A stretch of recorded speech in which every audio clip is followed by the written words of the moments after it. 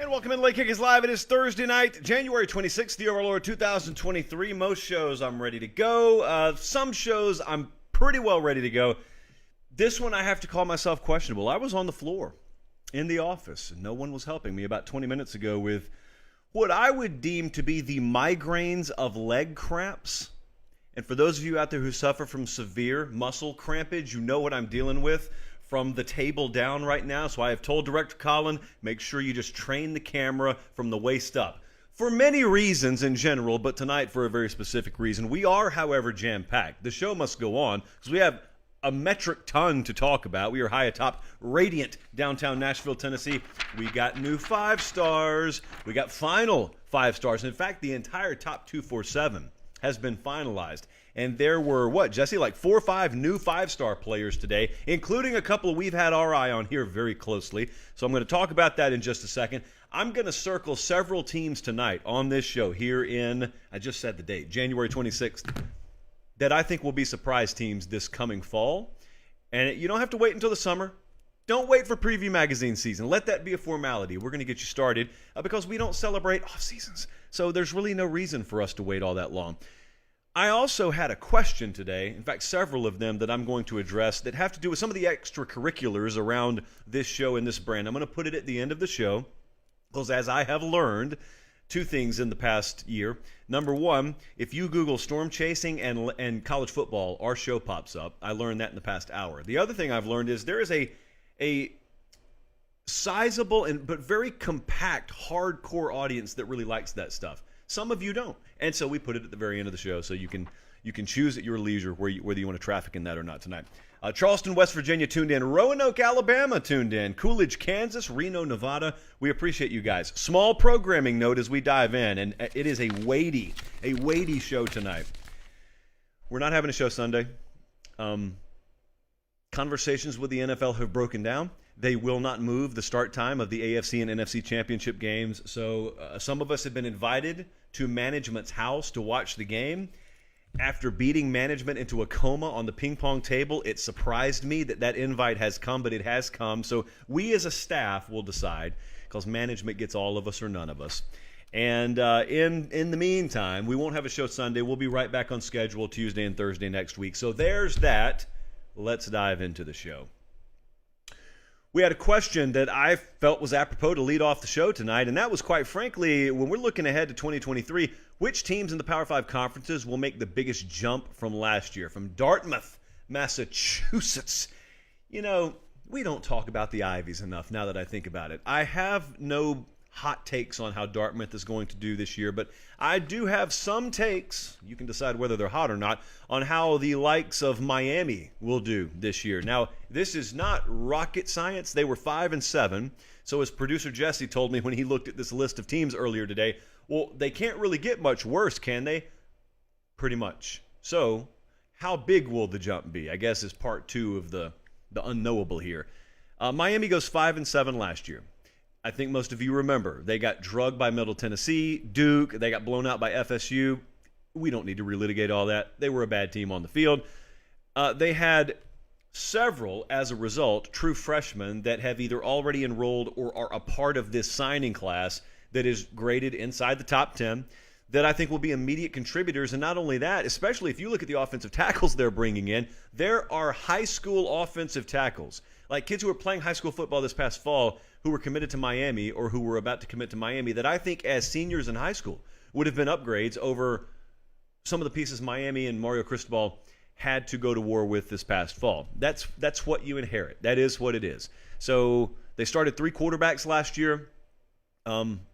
I just felt offensively they were so out of sync. I think everyone saw that, especially everyone in the Miami fan base. It's why a lot of folks are still looking around wondering if the totality of the upheaval has concluded down there. And that's a really unnecessarily convoluted way of saying, are there going to be more staff changes? And I tend to believe there may be.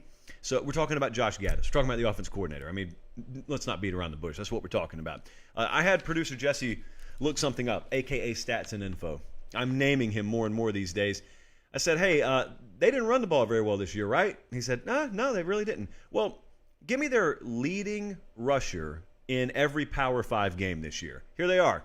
85 yards, 57 yards, 19 yards, 27 yards, 63, 114, 64, 118, 22, 72. So that's not good enough. Not anywhere near good enough. They're bringing in a high 4-star running back, couple of big-time offensive tackles of this class. We'll talk about them later. Miami, certainly when we look at the 2023 schedule, they open with Miami of Ohio. They got A&M coming to Coral Gables, finally. And Bethune-Cookman week 3, at Temple week 4, and then they start conference play at Florida State. Actually, the entirety of the conference schedule is not even decided yet, so we'll see when they play Florida State. But Miami, that's team 1. Team number 2, this one's also not all that difficult to figure out. Certainly, don't you have to expect Oklahoma to make a big jump this year? Oklahoma, this past year, goes 6-7. And they lost a really good bowl game now. The Cheez-It Bowl delivered in all facets, from mascot to delivery and presentation to actual game on the field. 35-32, it was FSU at the bell that won it. It obviously went really bad in year 1 for Brent Venables in Oklahoma. We told you the other night, they were, I think it was like sub 500 for the first time this millennium. And there were a number of statistics you had to go back a long way to find a comparison for. They're well on the way to replenishing the roster. They've done a really good job of balancing traditional recruiting, transfer portal. They have plus 4,000 odds to win the college football playoff, but second best odds in the Big 12. So there's that. And that conference has been known to spit out a surprise or two over the past several seasons. I'm interested in the fact that they have a top 10 recruit or top 5 recruiting class actually as of today, and a top 10 portal class. And they have Jackson Arnold, possibly pound for pound my favorite quarterback in this cycle. In fairness, we got to see him up close out at the Elite 11 and got to know him a little bit. So I just happen to believe he's got the right stuff to come in there and compete for a starting job right away. And here's the thing about that. It's kind of a blessing that if he wins the job, it's because he was good enough. And if he doesn't win the job, it's probably because he wasn't good enough. It's just because Dylan Gabriel beat him out. Dylan Gabriel, by the way, is still there. Quarterback health, obviously, was paramount coming into this past year. They didn't have it at all times, and their season went off a cliff as a result. Oklahoma, 6-7 last year, certainly going to improve on that, I think, by leaps and bounds. Let's go to the Big Ten, and let's talk about Nebraska. Nebraska goes 4-8. We got a wild prediction later in the show, by the way. Wild prediction that involves Nebraska and Kansas. I'm going to have to eat my words on the boldness scale I put on one of your predictions, but I remember Matt Rule at Baylor. That's why I'm so confident that Nebraska, even in year 1, is going to massively upgrade. They do not have Ohio State this upcoming year. They do not have Penn State this upcoming year. They have Michigan at home this upcoming year. And I have this very, very strange fascination with Jeff Sims and what he could be there. Now, it could be that he doesn't even win the starting quarterback job. Even I will admit it is January, so it's a little early still to figure that sort of thing out. But it also wouldn't surprise me if he were starting and he was doing the kind of things that we saw Adrian Martinez start to do for Kansas State this past year before he was injured and banged up a little bit. 4-8 was their record. They have the 7th best odds to win the Big Ten. This is not a prediction show wherein we're going to eye them to win the Big Ten this coming year. But I am going to look at Nebraska, and they'll probably be one of those teams, we say it every year, that is a far improved product even in October and then especially November than they were in September to open the season. Nebraska is going to be that kind of team. Also, there have been allegations out of Lee County and the surrounding areas and what would that be, East Central Alabama, that we haven't been talking about Auburn enough. And it's not that we have ignored them. It's that I haven't really known what to make of them. They finished 5-7, so I know how the season concluded. This is a segment about teams that will surprise, teams that will make a jump this season. Here's the caveat that you always have to tie into Auburn. It's not just do we expect their team to be improved. Yeah, if you ask me if they're going to get better or worse as a team, I would expect them to get better. I would expect that. But I also know that with the schedule they play, it's not like some of these others. It's not like the Nebraska schedule, where if you improve your team 17%, it could be the difference in 4 or 5 games. With Auburn, you improve a pretty good bit, you still go to LSU. And you've still got Alabama, and you go to Arkansas, you got Georgia, you go to A&M. My point is, maybe some of those teams fall short of expectation, but you can't count on that. And so Auburn could be improved, and the net result is they're 7-5 instead of 5-7. But I'm still going to put them in this segment because I'm talking about the quality of team. So let's just kind of put it that way. They have the number 3 portal class in the country right now. They've been very busy there. Most people, I think, that had observed this would expect that when Hugh Freeze came into town. Speaking of quarterbacks, I mentioned Sims up there at Nebraska a second ago. You know, I don't think most of the country has really watched much Robbie Ashford footage, but he is a quarterback for Auburn, a guy I would expect to be the starting quarterback this fall. That's my personal call on that. He strikes me as a guy who has a skill set that has not been fully tapped into yet. And if I were to handpick a guy that's capable of tapping into that, it would probably be Hugh Freeze. So, you know, Robbie Ashford is not one who is short for confidence. I don't think it's the most unfair criticism ever to say that he probably hasn't been put in the best position to succeed yet.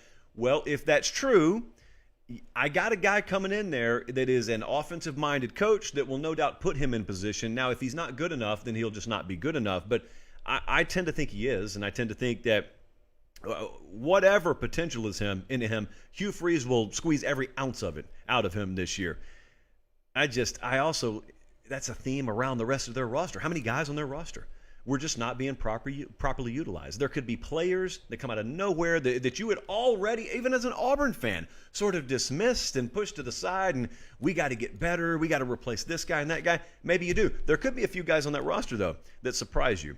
They do not have a murderer's row to start the season this year. That's very important. So they play UMass. They go to Cal. How about that? Auburn headed out to Berkeley, and then they play, I think, Samford. So at least they have some games where they should be a favorite before the eventual happens. And by eventual, when I'm talking about Auburn's schedule, I think you know exactly what I mean. Look, that's not an exhaustive list. You know, the other night we did a segment, and it wasn't exhaustive, and I should have said that. So there are more teams that could surprise in 2023. We may even do a follow-up segment on that. So if I didn't mention your team, it's only because we don't want to do a 4-hour show tonight. We have a lot to get to. But we can get to it all because of Academy Sports and Outdoors, of course. Some of you were recounting the other day how when I did the Late Kick Extra podcast, and even though I say that in past tense, it's coming back. Get ready.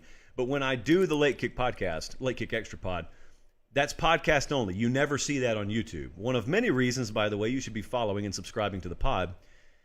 When I do that, I have to manually toss to our ad break. And I try to make it an art into weaving it and tossing it at you when you least suspect it. Well, with this show, you pretty well know when the Academy Sports and Outdoors portion of the show is coming in. And yet I look at our audience retention metrics. They have a phenomenal tool in the YouTube studio where we can see when you fast forward. If you're watching the replay, of course, we can see when you dip out and you tune out.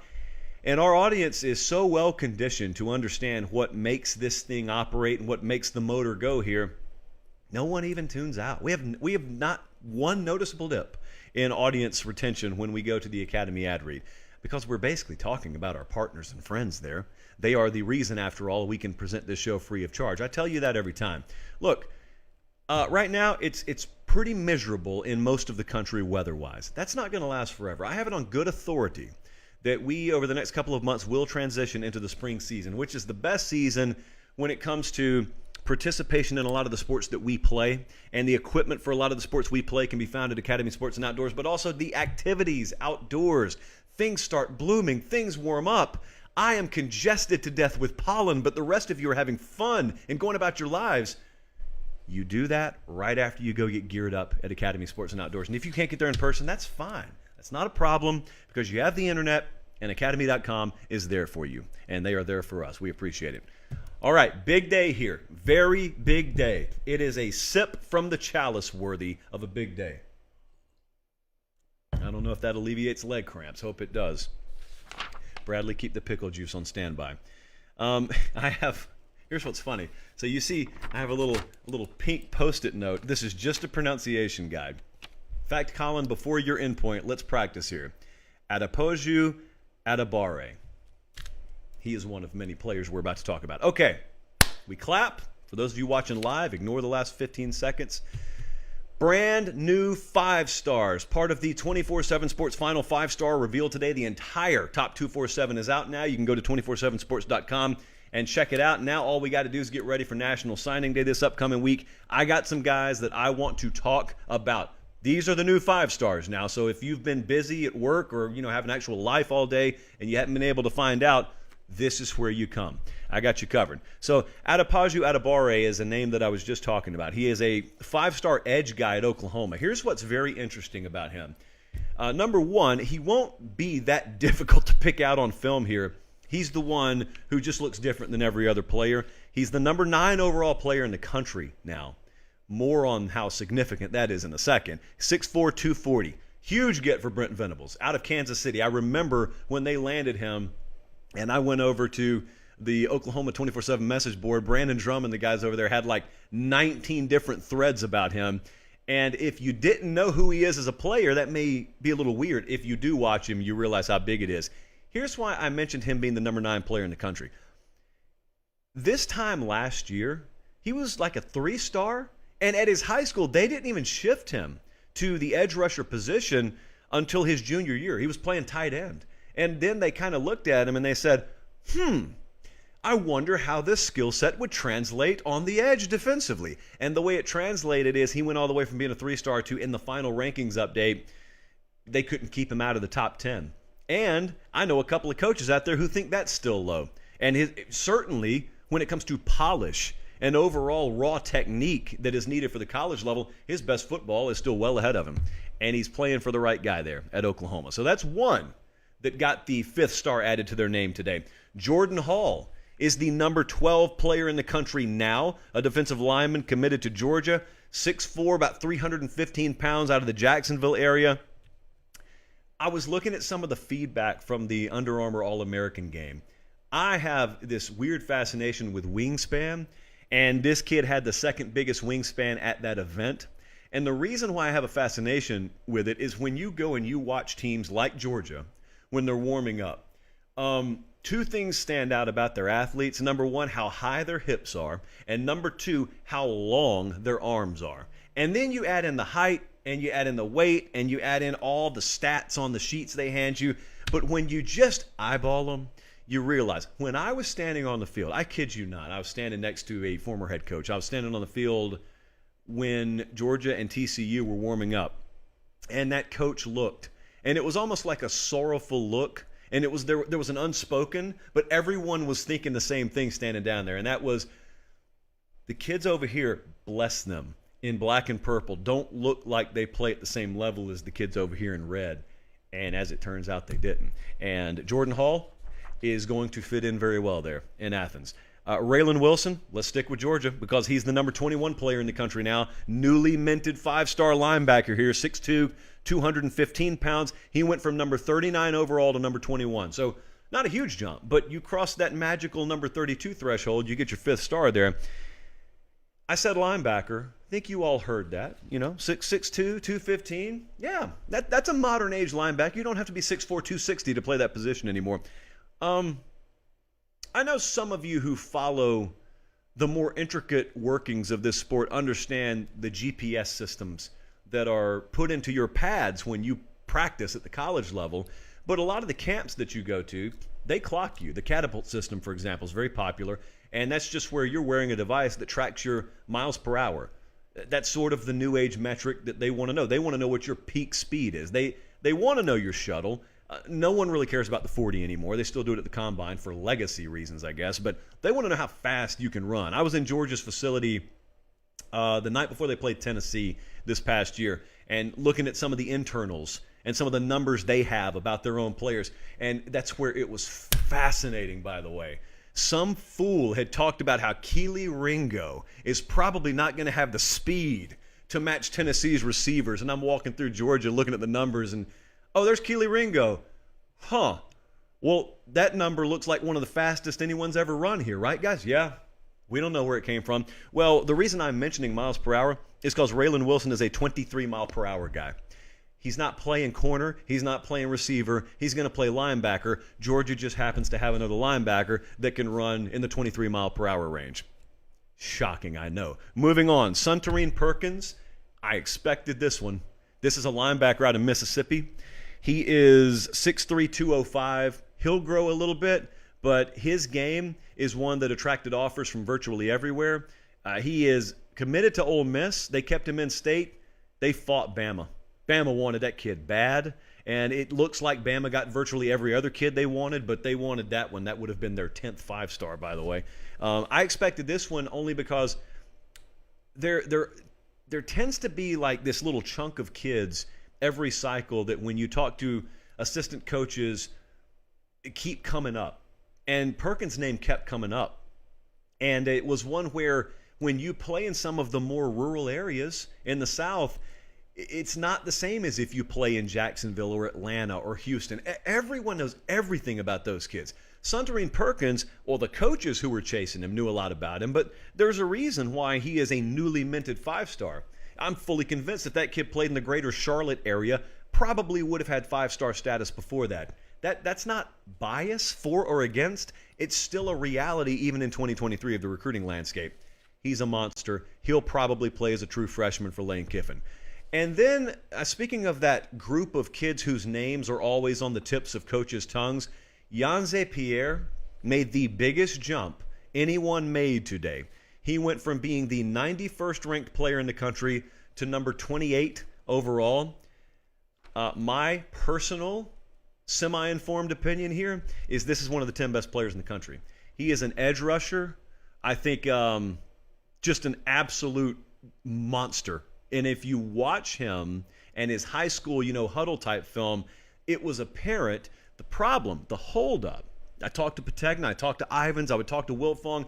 The holdup was they wanted to get confirmed measurables on him. That's what they wanted. And so he went to the Alabama-Mississippi All-Star game, and everything verified and then some. They're going to pair him, by the way, at Alabama with Keon Keeley. And you guys have been watching Dallas Turner and Will Anderson. This is every bit the combination, at least when you come to projecting high school players. That is, Yanze Pierre, some of the best film I've seen them bring in defensively in quite a while. And probably still needs polish. And so when they get him on campus at Alabama, and once we find out who his defensive coordinator is going to be, I always stop short of making guarantees. I am very, very close to guaranteeing you he's going to do very, very big things at Alabama. All right. Speaking of the new releases today, and I appreciate you guys being tuned in if you are, I wanted to talk to you for just a second after I put this in the live chat, just so you can confirm we're live. How about these final quarterback rankings? Now that we have things settled and now that we know how this stacks up, I just wanted to go over this for a second because Arch Manning, it turns out, held on to the number one quarterback ranking. In fact, he hung on to the number one overall player rating. It's fascinating. I know partly because of the last name, and the other part is just because of the lofty ranking and the school he's committed to, Texas, that everyone has an opinion here, which is rare in recruiting. Even casual fans, not to be confused with normal casuals, but casual fans who don't follow recruiting day to day, even they have a feel on whether they think Arch Manning's overrated or properly rated. And I have had our guys in thorough parade detail break down their thinking. It is sound thinking. So at that point, if you want to trash the folks who assignate these ratings, whatever. But the bias and conspiracies and whatnot, that's the part I laugh at. Probably because I would have been the one 10 years ago on a message board claiming those sorts of things. It kind of takes the fun out of it when you get to see behind the curtain and you realize, oh man, you mean they're not paid off? You mean they're really doing their due diligence? Well, that's a letdown. I would love to drag a name or two through the mud, but I can't. Arch Manning sitting there at number one. Number two, and I'm talking about quarterback rankings here, Nico Iamaleava, the Tennessee commit. I mean, this is the kid on first whomst of the show. On his shoulders rest Director Collins' hopes and dreams for the next 3 years. So if you think playing for Tennessee is pressure, no. Director Collins putting his hope and faith in you, that's pressure. I know because I feel it all the time. And in that sort of way, I guess, Nico, you're not so different, you and I. Same deal here. Thin frame. I'm going to talk about another kid who sort of reminds me of this in a second. Thin frame, he'll be fine. He's ready to play now. He has the skill caliber to play. Now, what's going to be interesting there is I think up until the bowl game for Tennessee, a lot of people thought that's going to be the quarterback. He's just going to start as a true freshman. Maybe he still will. But then all of a sudden you saw Joe Milton basically yell in a microphone, hold on a second. And he went and proceeded to dice up Clemson in the bowl game. And he said, I'm going to be a factor here. I've chosen to exercise my constitutional right to compete for this job. And that is what spring practice is going to be about in Knoxville, Tennessee. Dante Moore from he's committed to UCLA. Huge flip. We're going to talk about this later. Huge flip from Oregon to UCLA. The game's kind of coming to Chip Kelly, isn't it? Could start day one. I don't think they flipped him not to start day one. Let me put it that way. Sometimes it is that cut and dry. Thompson Robinson is out. He moves on. And now you've got Dante Moore coming in, very advanced, very polished. I think you'll see him starting at some point, probably early on, for UCLA this year. And Malachi Nelson also is the fourth-rated quarterback, USC commit. Now, we got to see a really, really good bit of both of these guys at the Elite 11 finals, along with a guy I'm about to talk about. I love Malachi Nelson. Sort of irrationally. Love Malachi Nelson. I was explaining the pros for Malachi Nelson to producer Jesse today, and he almost got a little uncomfortable. He's like, are we going to talk about anyone else? I said, yes. It's not going to be a Nelson segment. I'm just saying I really like him. Also, I like the guy he's about to go play for in Lincoln Riley, who basically eats, breathes, and pumps out Heisman Trophy winners at quarterback. And somewhere someone just yelled, yeah, but his defense sucks. He doesn't play linebacker, okay? So Malachi Nelson's going to be fine. Now, whether he has to score 50 every week or not, that's kind of a talking point about USC right now. But the other thing is, he will not be leaned on to start as a true freshman because they have a kid by the name of Caleb Williams still there. So from the situation to the skill that will be put around him to the guy he's going to play for, I don't think there are very many situations that are more tailor-made for success than the one Malachi Nelson is stepping into. Now I want to talk to you about Jackson Arnold, because that's a name that I think a lot of people have had circled, frankly, since he won the Elite 11 finals. And because we got to go to the Elite 11 finals and do a show from there this year, we also got to talk to every one of these kids. And we spent some time with Jackson Arnold.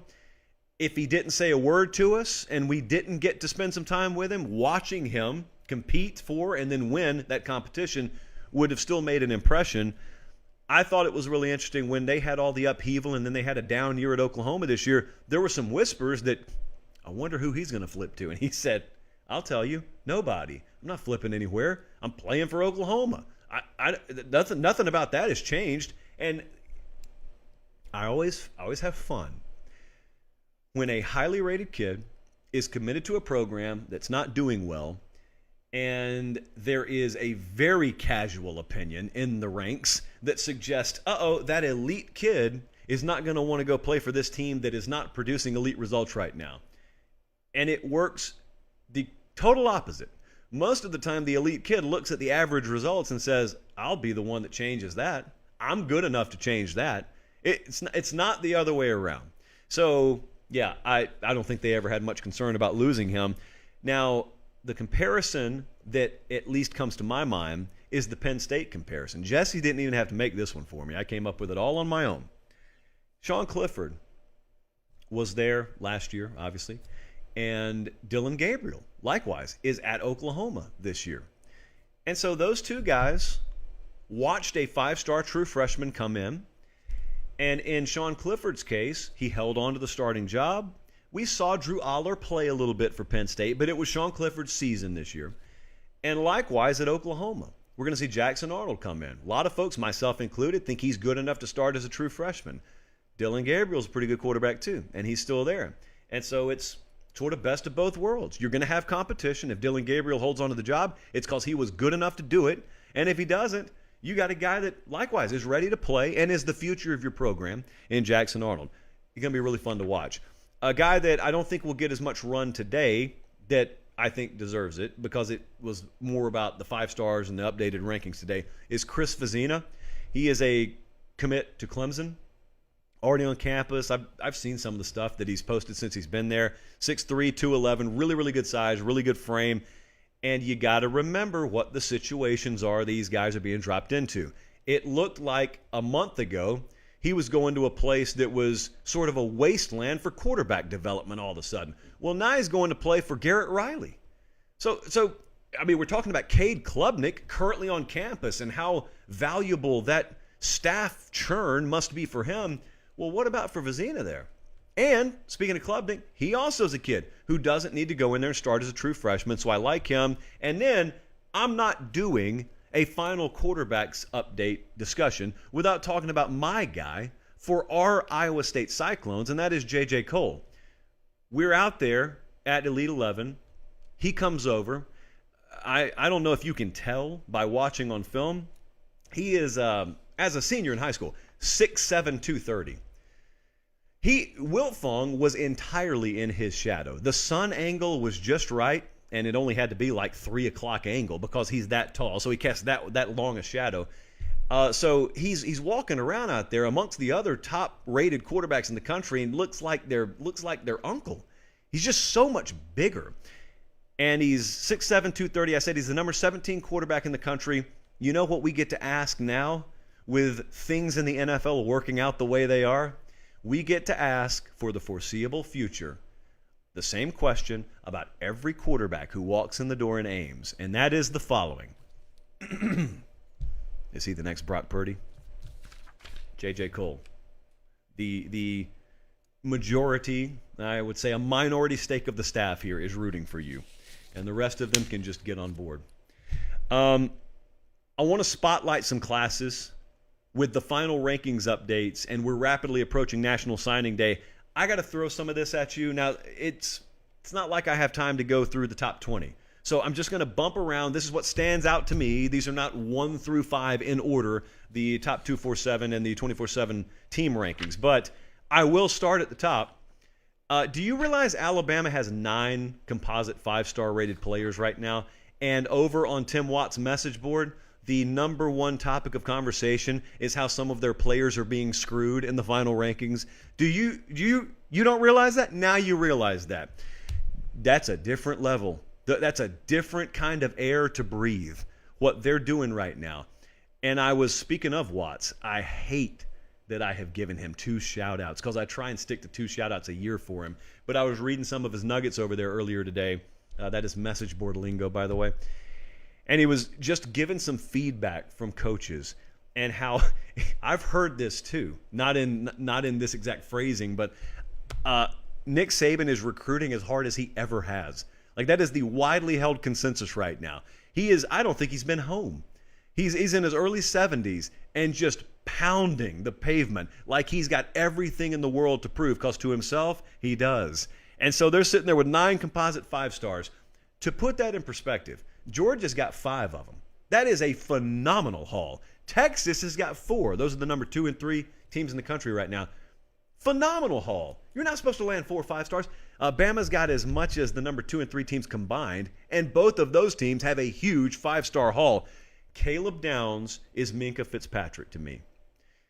One of my very favorite players in this cycle is Caleb Downs. You could put him at number 2, and I would think he'd be underrated. So we have him top 10. But Caleb Downs is going to be an immediate impact player for them. They have not had a caliber of player like that, even as highly as they've recruited at that position, come in there since Minkah Fitzpatrick. Firmly convinced of that. Also, Keon Keeley and Yanze Pierre combined in the same class, 2 of the very, very best and most premier edge rushers in the class, will be something that I think carries over what a lot of people have loved to watch with Dallas Turner and Will Anderson. And in some cases last year, that combo and that defense underachieved. I think they'll be fine there. Number 1 safety, number 1 offensive tackle, number 1 age player, 2 of the top 4 running backs in the country. Yeah, so that's what Bama's doing right now. Overall player grade averages out at a 94.78. All of those look like typos. The Georgia Bulldogs are sitting there number 2. They've got a class that would be good enough to be number 1 in many cycles. They may not be done yet. And if you want to know what an identity sounds like, how about this? 8 of their top 9 signees are on the defensive side of the ball, which shocks approximately nobody. However, if I were telling you there's a position Georgia's loading up at on offense, you would also expect it to be tight end. And that's exactly what they're doing. I'm looking at Pierce Spurlin, Lawson Lucky. Those are two of the very top-rated tight ends in the country. They're in it for Deuce Robinson, who is one of producer Jesse's favorite players in the country. So Georgia's sitting there as well. Could maybe not done, and some of their guys got bumped today. So Georgia's got another phenomenal class. It's Bama, it's Georgia 1-2. Those are the top two programs in America right now, and so that's not a shock. The number 3 class, while it's not a shock that I want to talk about, is one that bears paying attention to, because Bama and Georgia are fulfilling on their expectations. They're winning. Texas hasn't yet. And I'm not going to say a lot. Some of you think it's never going to happen. And I'm telling you it's inevitable, because they will not keep recruiting like they are and continue to underachieve and win 6, 7, 8 games. They won't. They will eventually pop. May very well be this year. Now, before I dive into the particulars here, I know what the familiar refrain is. And the familiar refrain is, oh, well, Texas was always recruiting like this. Well, they weren't, first off. Secondly, as Uncle Wiltfong has talked about many, many times, you have to get in the weeds in recruiting. You can't just look at what a class is rated. You can't look at how many 4 and 5 stars are in it. You have to find out how complementary the pieces are. As I've told you many times, if I went and signed 25 5-star receivers, I'd have the number 1 class in the country. I'd be a terrible football team. Texas had recruited numerically some really highly rated classes. They sucked on the line of scrimmage. Sark has come in, and they've immediately addressed that in the last class and in this class. 2 wide receivers, a quarterback, and a running back are among their top 6 signees. That's complementary recruiting. Get bigger, faster, and stronger on both lines of scrimmage, and then go get me a quarterback, Arch Manning, and get me a couple of wide receivers and a running back. You pair that with the line of scrimmage haul, and they took some more line of scrimmage kids this year, but you pair that with the last cycle, and they're starting to stack classes, and they have to continue to do that because that's what the other teams they're going to compete against in their soon-to-be new home in the SEC continue to do. Speaking of soon-to-be SEC programs, I can't help but look at Oklahoma right now. And Brent Venables, when he came in there, I wondered, not in a doubting manner, but I just wondered aloud, how will they recruit Texas? They've done very admirably in Texas. And they've got the number 5 class in the country right now with also a top 15 portal class, as I said. Some people are saying Jackson Arnold may end up being the best quarterback in this class. And when they say it, I don't disagree with them. I don't argue with them on it.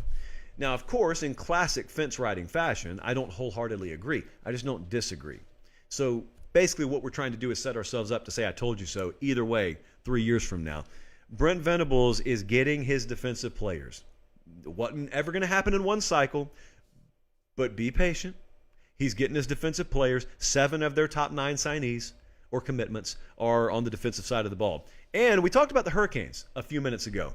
I just want to circle back around to Miami for just a second. As I said, I'm a firm believer that there were high school offensive linemen last year that could have started for Miami over some of the offensive linemen that they were trotting out there, which I'm sure sat very well with the head coach there, being that Mario Cristobal is a starting offensive lineman for the University of Miami. Well, that is about to get rectified quickly because they signed 2 5-star offensive tackles. They signed 2 top 100 edge rushers. There's some good wide receiver skill, good running back mixed in this class.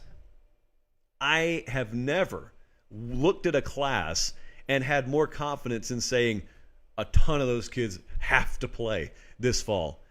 Normally it's if you take care of yourself in the classroom and you develop well spring and summer and you acclimate, basically you check all the boxes, then maybe you'll get on the field. They're getting on the field regardless at Miami, and they'll work on the rest of that on the fly, but a lot of those guys have to play right now. It's easy to talk spotlight classes. Everybody knows the top 5, top 10 classes. Sleeper classes, now that the top 247 is updated. And by the way, signing day is still like 6 days away, so we'll have more of this next week. Florida State is a sleeper class. Florida State right now is one of those teams that you cannot look at the recruiting ranking of without also looking at how it combines with the portal ranking. And when you look at the way that those two are kind of combining into one steady flow of talent into Tallahassee, man, they're upgrading. Hakeem Williams is, of course, sort of the crown jewel of that class. That is a wide receiver I heard Andrew Ivins earlier today describe as one of the biggest boom or bust candidates out of all the 5-star rated players. He is a monster wide receiver, and yet when you look at his frame, 6'3", about 200, then you go watch him pull away from guys on film, you realize he's one of those where you're not sacrificing a ton of speed to get that size. He wouldn't have 5 stars next to his name if you had to do that. So when you pair what Florida State's doing with the portal, then you understand it's not even so much, I don't know. I think I'd call it a sleeper class because nationally, just the recruiting class is ranked 20th. And so a lot of the top 5 and top 10 classes are going to get a lot of run. I think what Florida State's doing is really good right now. I also think Notre Dame has a sleeper class, even though they're in the top 10. So at last check, and I got to make sure of this because a lot of this changes on a day like today, Notre Dame has the number 9 overall class right now in the 24/7 Sports Composite. So you would think, how is that a sleeper class? For 2 reasons. Number 1, they don't have a single 5-star player. People tend to look over you when you don't have a 5-star player. The second is they were previously rated top 5, and so they've dropped a little bit because Keon Keeley decommitted. He goes to Alabama. And so I think people are overlooking that class. I don't think you should. I think it's a really, really good class. And I also think they took 5 wide receivers and 5 offensive linemen. So it's not very hard to figure out the areas that Marcus Freeman and his staff identified as areas of immediate need to upgrade. Kenny Minchie's the quarterback that they got in this cycle. I think he flipped from Pitt, right? Flipped from Pitt. Okay. They just brought Hartman in via the transfer portal from Wake Forest. So they have the 1-year stopgap that they need, theoretically. Kenny Minchie is the guy then in the 2024 season that you would look at and you would think by that point will be in position. This is from Elite 11. There's Yogi Roth in the background. Welcome to the show, Yogi. Appeared on his show the other day. I appreciate him having me on. So Kenny Minchie is a guy I know amidst all of those 20 other 4-star players can get lost in the shuffle. He threw the ball to like another county in that last throw, by the way. South Carolina has a sleeper class. South Carolina got a really good class. I don't think many people are talking about him right now, but we will because we're talking about sleeper classes for just a second. South Carolina's currently got the 16th rated class in the 24/7 Sports team rankings, and you're seeing the second full cycle now for Shane Beamer and company. Now, if you're a casual fan, not to be confused with a casual, but a casual fan who doesn't follow recruiting, let me help you out here for just a second. You may look at this and you may say, oh man, that doesn't compare to the Georgias of the world. That's true. No one else does. Next to Bama this cycle, no one else does. You don't compare South Carolina to Georgia. What you should be doing is comparing South Carolina to South Carolina. We have taken the liberty to do that for you. 2021, they finished 80th. That's a real number. 2022, they finished 24th. Now they're 16th. I think we call that an upward trajectory. That's what we call that. And also, they're getting bigger and more athletic on the defensive and offensive lines, which I know gets tired, and everyone says, well, we got to get bigger, faster, and stronger on the line of scrimmage. There's a reason why everyone says that, ladies and gentlemen, and it's because you have to be that along the lines of scrimmage. It doesn't really matter if you got some impressive pieces out wide, if you got a running back in the backfield that did a lot in high school. If you can't open holes and you can't give your quarterback time to deliver it, it just looks ugly. And so South Carolina also is a favorite. We're talking now like it's a final product. Nichols Harbor is another guy that if you pay attention on signing day coming up, you may very well see a Gamecock hat be thrown on there. I am not privy to how the celebration and the announcement is going to go, but Nichols Harbor, just keep an eye on that name for South Carolina. Texas A&M, my. During the early signing day, the biggest questions that people wanted me to ask Steve Wiltfong is what is wrong with Texas A&M recruiting? And Uncle Steve said, nothing is wrong. They've been a little more selective this cycle. but nothing is wrong. Like that, nobody, including them, was ever going to duplicate the class they put together last year. And quite frankly, this is where it's time to talk like an adult for just a second. So children, if you're sensitive, clear the room. They didn't need to recruit like they did last cycle because they brought in a lot of bad pieces last cycle. Those pieces are no longer there. So I know it was impressive. It felt really good. It was the highest of sugar highs. But what does it matter? If they come in and they contribute to a dysfunctional locker room, they don't transition to your way of doing things, the net result is sometimes a 5-star can be detrimental to your program. Well, Texas A&M sitting here with the number 13 class in the country right now. No one's talking about them. They're going to be viewed as an underachiever. This will be viewed as a failure this cycle, and yet the number 13 class in the country includes David Hicks, the number 1 defensive lineman in America, 6'4", 290 out of Katy High School, like the 47 millionth player to go D1 out of Katy. They also flipped Reuben Owens, number 1 running back in the country, a 5-star running back nonetheless, from Louisville. Texas A&M is going to be fine, at least when it comes to the talent. Now, it's one thing for me to go to the grocery store and say, don't worry, I got you the ingredients. And then I just pour them out on the table. You've still got to make the meal. But if they don't make the meal in College Station this fall and in coming years, it will not be because the ingredients were not in the cupboard. It will be because they spilled them all over the place. And no one likes spilled ingredients. Okay. That was about a solid 30 minutes of recruiting, or 40 minutes. But we're not done with the show. I just wanted to make sure you guys understood. We had a 5-star reveal today. All of that, by the way, can be found on 247sports.com. And they did a really big show earlier today on the 24/7 Sports YouTube channel, which is different than this one. I encourage you guys, follow and subscribe on both this one and the 24/7 channel. Okay. The Job Approval Part 6 series. Actually, Colin, I didn't like how I said that, so let's say it this way. Part 6 of the Head Coach Job Approval Rating series. There we go. And it's gotten contentious. It's gotten heated. The comment section has been on fire because, believe it or not, when you try and put letter grades on the approval ratings of head coaches, not everyone agrees on it. And I guarantee you that's the road we're about to head down tonight, because even me and producer Jesse did not agree on these ratings. But as he said, whose name is on the banner? Let's dive in. Dave Aranda at Baylor. I gave a flat-out B. Baylor. I'm going to do this a few times during this segment, so bear with me. Baylor. The reason I'm saying that and then pausing for emphasis is to be dramatic, but also to remind you, expectations are relative in college football to different programs. This is not Ohio State. This is Baylor. And so when we remember the 10-game improvement that Dave Aranda had from the 2020 season to the 2021 season, let's not be quick to forget that. This is not the kind of program where you're only as good as your latest season. This is Baylor. And while I think highly of Baylor and the potential of the program, what has history taught us about Baylor?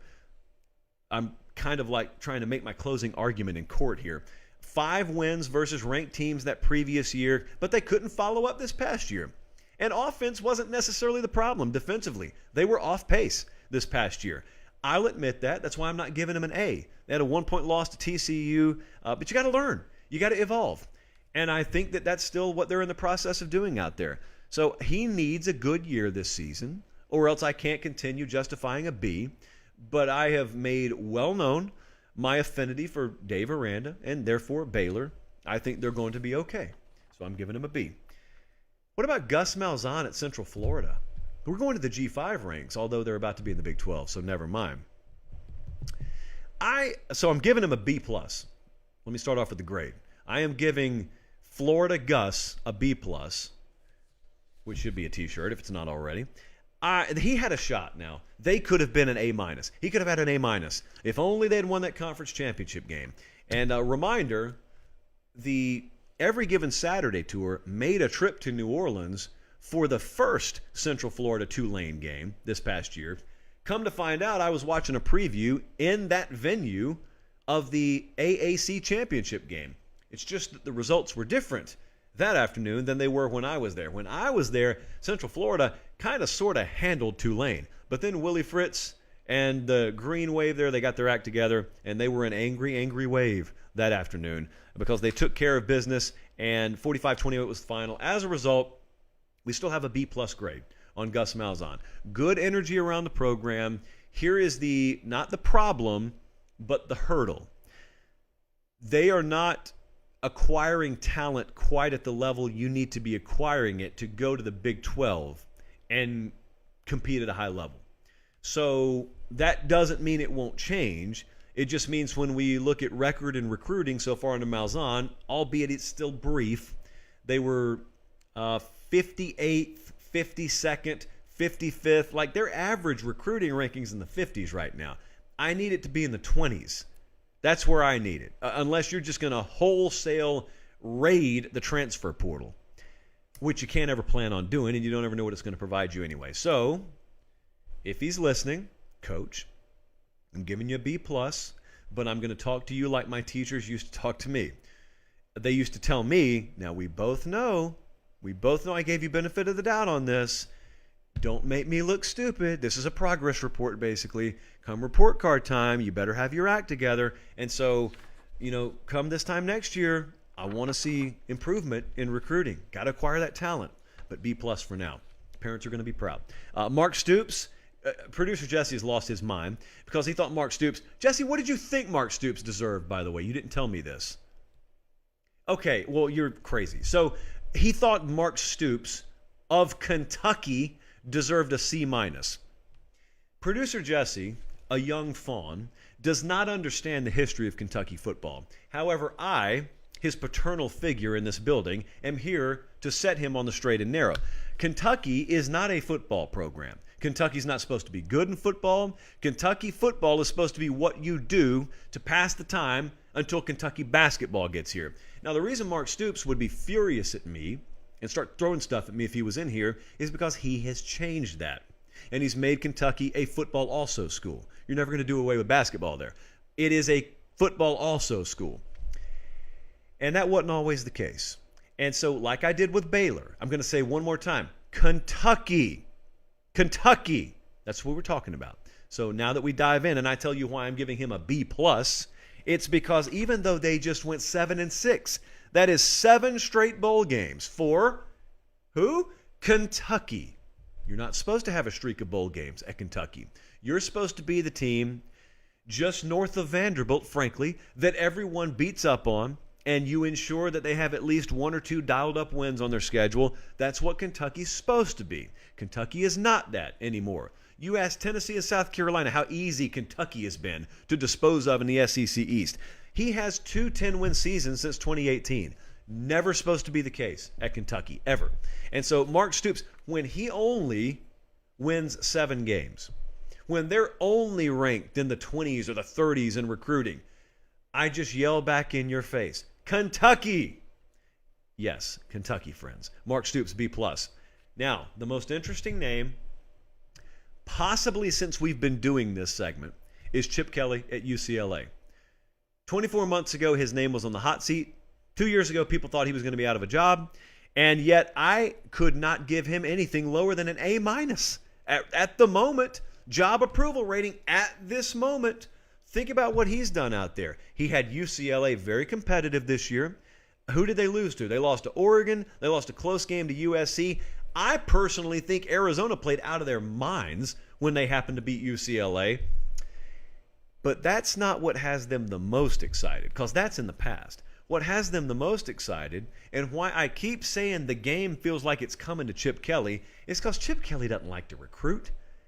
He's not a recruiter. He is not a guy that you would confuse with pounding the pavement and living in the living rooms, living on the sofas of high school kids. It's just not what he loves about the game.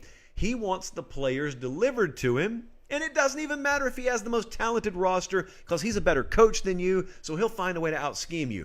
But that pesky talent acquisition, once he came back to the college level at UCLA, it looked like it was going to be what held him back. Then things changed. NIL and the transfer portal has totally transformed the fortune of Chip Kelly at UCLA, because he doesn't have to spend half of his waking hours on the road recruiting high school kids. what he can do is he can go get Dante Moores. Now, even though that's not technically a transfer, when you leverage it with NIL and you understand what the name of the game is now in college football, it's come to Chip Kelly. It's just more in his wheelhouse. The way it works now is more in his wheelhouse, I think, than it ever has been, and that includes his time in Oregon. And so Chip Kelly, I think, is going to be fine. And as a result, I'm giving him an A- right now. When is the last time you felt excitement radiating off UCLA football? Because you feel it now. And I picture him in his office watching everyone else complain about how things are being changed in the sport and the sport's moving this direction, that direction. And if I were him, I'd just have a grin on my face that made someone want to punch me. Because if I'm Chip Kelly and I watch those changes and I watch what I'm allowed to do now and I look where I'm geographically located, the sport's coming to me. Sometimes it goes away from you the longer you're in the game. And sometimes it comes to you. And that's exactly what's happening with Chip Kelly right now. A- for Chip Kelly. Jesse, I'm disappointed in you, quite frankly. Look, I'm not going to repeat what you just said to me because that would take me down a different road. What I will ask you to do kindly is I will ask you to like the video and subscribe to the channel. I mean, I should not have looked at the live chat. I really shouldn't have. Because frankly, I'm disappointed in some of you as well. And that's even after I asked you to submit your own ratings. I don't know how to put it to you. Some of you are just wrong. And I'm right on this. Paper pop. Oh boy. I've got 5 bold predictions in my hand from August that you guys made. As much as I just said you're wrong about something, one of you just, I think, may have had the prediction of the year. The staff thinks it is Chalice of Supremacy worthy. I'll get to it in a second. First, we're going back to bold predictions, by the way, for those unfamiliar. And they're from August, and now we get to relive all of them in all of their glory. The first one is the kind I like, because it's the kind where I get to laugh. The first prediction was Caleb Williams' production will not match the hype he is getting. Narrator. Caleb Williams won the Heisman Trophy. So he did okay this year. I think probably the way the season ended with the Pac-12 championship game and then the bowl game may have sullied the picture you had in your head. It ain't his fault. He got hurt in the Pac-12 championship game, but they were scoring as many points as you should ever need to score outside of that conference title game. I mean, if they're scoring in the 40s, they're supposed to beat Tulane. I don't know how else to put it to you. So that's not a Caleb Williams thing. He was first in pass touchdowns and total touchdowns this year, a 66% completion percentage. So he was on fire all year. Defense. If Caleb Williams could trade a fourth of his statistics for some capable defense out there, they would be a college football playoff team automatically. Next up, this is a sad, sad state of affairs, this next prediction. The University of Florida, you know them as the Gators. Well, Nathan said Florida's going to win the SEC East. Bold prediction from Charlotte, North Carolina.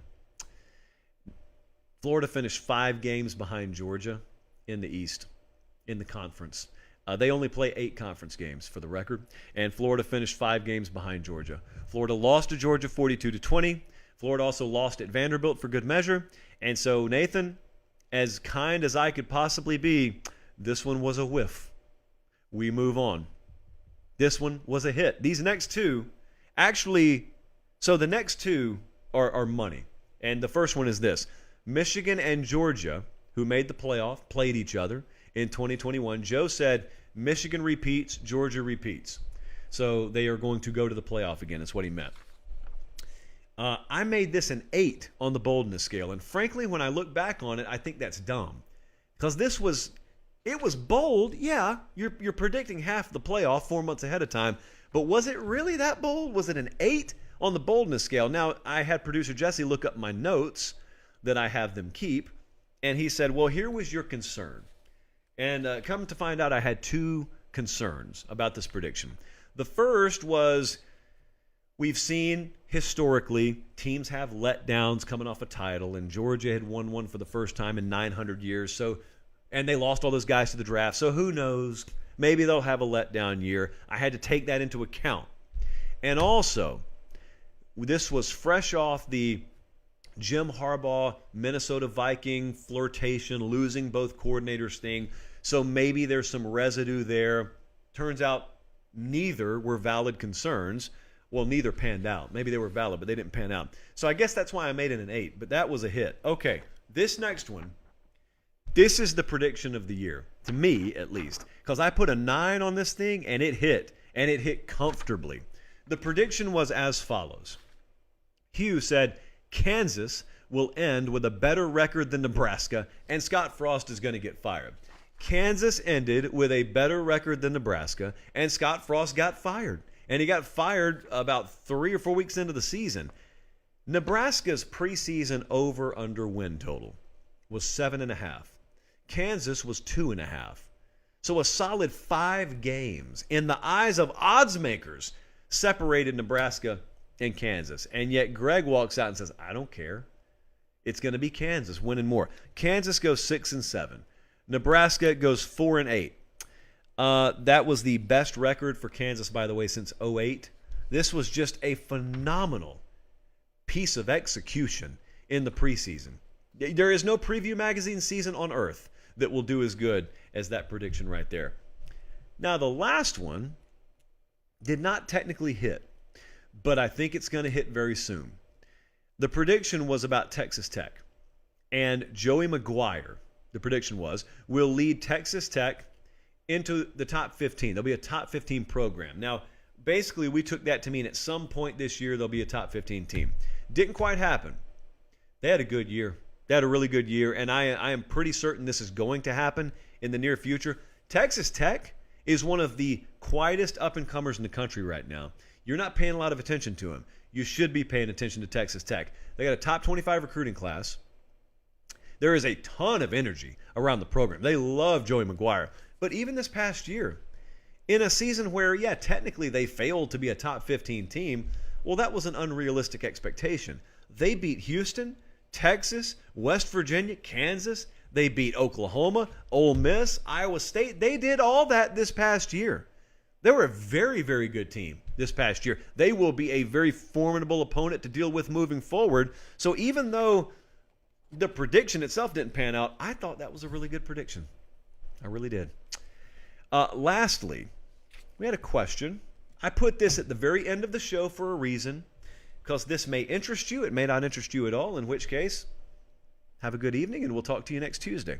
No Sunday show. If you just tuned in, by the way, no Sunday show. Hunter hit us up, and he said, could you compare and contrast college football Saturdays versus storm chasing? For anyone new to the program and thinking that question is out of left field, no, those are my two biggest passions. College football during the fall and storm chasing during the spring. The reason I tell you I have the best job in the world is because I get paid to cover college football and to sit behind this little microphone and talk about what I would talk about anyway. But then also my calendar lines up where I also get to go out on the road in the spring, get to go to Oklahoma, Kansas, wherever the storms take you, I get to go. And it's an ideal setup. It's a dream setup. I've also met people through this show that I storm chase with now. So that's another ideal setup. The comparison, for most people, you may think there's no comparison. Well, when you experience the two, there are comparisons, at least to me, the way it makes me feel. You're looking at, to me, the wildest spectacle that God presents, if you ever see a tornado in person, and then you're also talking about the wildest spectacle that man can present. Because being on the field at a college football game, especially a big-time cathedral-like 90 to 100,000 seat venue, when it's a rivalry Saturday, when you get into the third and fourth quarter and it's back and forth and it's one possession, there's nothing like it on earth that we can create. But when you witness a tornado in person, and I've seen several of them, there's nothing on earth that man or God creates that tops that. It's a rush of adrenaline like you could never imagine, because there's a healthy amount of fear, and you better have respect for what you're doing or you'll end up dead. There's a healthy amount of all that mixed in. But the adrenaline rush, when it's in front of you, you're kind of in danger, but also if you're responsible about the way you're going about your business, you should have yourself positioned to where you're minimizing the danger, but you're maximizing the exposure to just the most amazing force of nature, in my opinion, that you can experience. Also, the other comparison, speaking of that adrenaline, this to me is where they coincide. So if you're watching a football game or you're at a football game, sometimes we go into a Saturday and you see a game and you think it's going to be a good one. Just like sometimes we wake up on a morning and we think atmospherically all the ingredients have aligned and the parameters are in place, but really things still have to fire.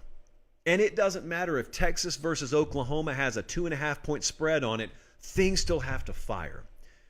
But when they start to fire and you get to halftime and it's a competitive game, and then you get midway through the third quarter and you realize this one's going the distance, and you start that fourth quarter and you realize we're about to see something crazy over the next 15 minutes. And you know the whole world, coast to coast, is tuned in to the game you're on the sideline for.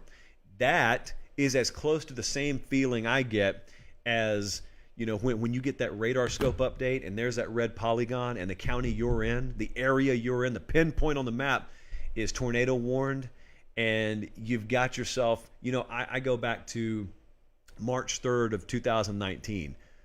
We were down in Beauregard, Alabama. Horrific event. Lost a couple of dozen people down in Beauregard, Alabama. So it's not something I celebrate, but we were chasing that tornado that day. It was an EF4 tornado. And we were not in the best position. We had to back out as a result because we were in the northern flank of a high precipitation supercell. And so we come in on the other side of it before first responders are there. And it was a very terrible scene.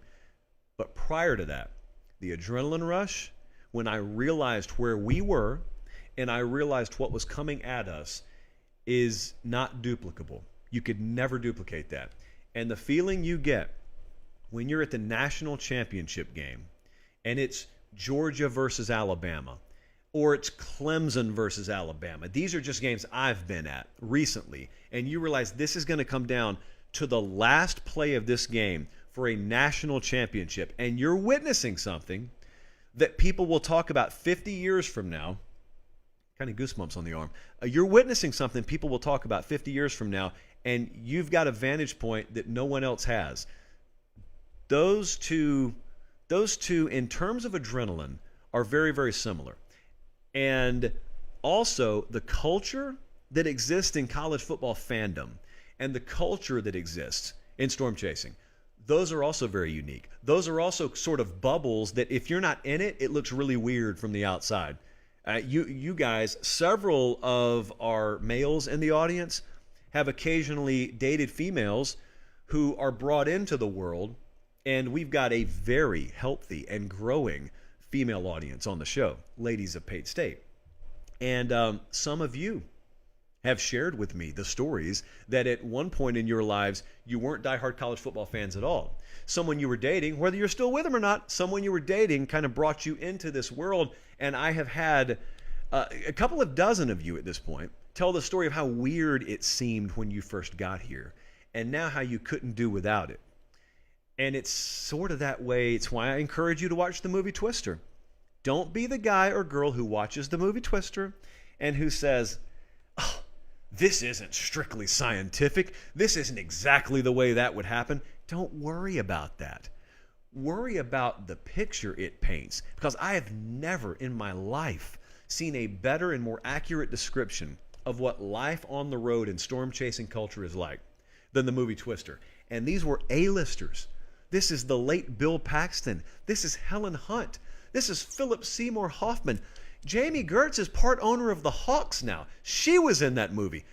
Phenomenal cast, great delivery. So likewise in college football, if you're let's say you're a Tennessee football fan and you've got an agnostic relative who's just never delved into the world of college football, and you bring them to a tailgate in Knoxville when Florida's in town, what they experience, if you don't want to go out on the road and chase tornadoes, which I would discourage strongly, but you still want to get a sense of what that's like, go watch the movie Twister. And I know someone's going to ask me, so I'll just go ahead and tell you, yes, Twister's the most underrated soundtrack in the history of cinematic presentation.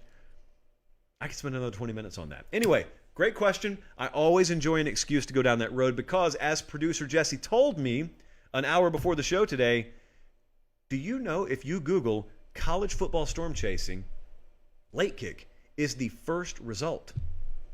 That is having arrived. That is our mountaintop.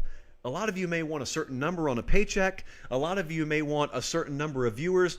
I just want to be the auto-populate number one result when you Google storm chasing in college football.